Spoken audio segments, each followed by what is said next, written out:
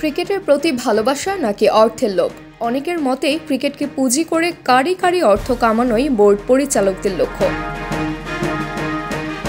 আর তাদের কারণেই বঞ্চিত হয়েছেন প্রকৃত ক্রিকেট প্রেমীরা। এই বঞ্চিতদের একজন মোহাম্মদ রফিক। ছাত্রদের হাত দিয়ে ঘটা ঐতিহাসিক বিপ্লবের পর রদবদল হচ্ছে দেশের বিভিন্ন সেক্টরে, বাদ যাচ্ছে না ক্রীড়া অঙ্গনও। দীর্ঘদিন চেয়ার আঁকড়ে ধরে রাখা ফেডারেশন কর্তারাও আছেন আত্মগোপনে। অভিভাবকবিহীন বিসিবিও কিছুদিন বাদেই আবার নারী টি-20 বিশ্বকাপ। এমন অবস্থায় দেশের ক্রিকেটকে বাঁচাতে সেনা কর্মকর্তাদের এগিয়ে আসার আহ্বান রফিকের।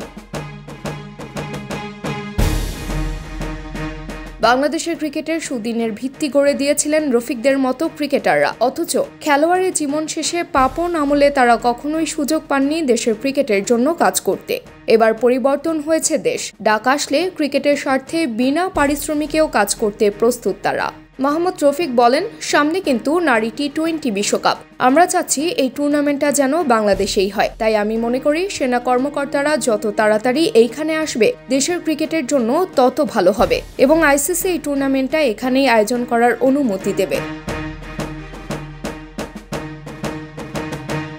দীর্ঘ এক যুগ ধরে বিসিবির দায়িত্বে নাজমুল হাসান পাপনের কমিটি। এত বছরেও সাফল্যের খাতায় নেই বলার মতো কিছুই। দেশের ক্রিকেটের বিভিন্ন সেক্টরে নানা অভিযোগ থাকলেও সমাধান হয়নি কখনোই। তাই পাপন না থাকলেও বাকিদের দিয়ে দেশের ক্রিকেটের ভবিষ্যৎ ভালো হওয়ার সম্ভাবনা খুব কম বলে মত রফিকের। পাপনের জায়গায় যুব ক্রীড়া মন্ত্রণালয়ের উপদেষ্টা হয়েছেন আসিফ মাহমুদ সজীব ভুইয়া। সময় দিলে তরুণ এই উপদেষ্টাও দেশের ক্রীড়া অঙ্গনকে ভালো অবস্থানে নিয়ে যাবে বলে বিশ্বাস মোহাম্মদ রফিকের।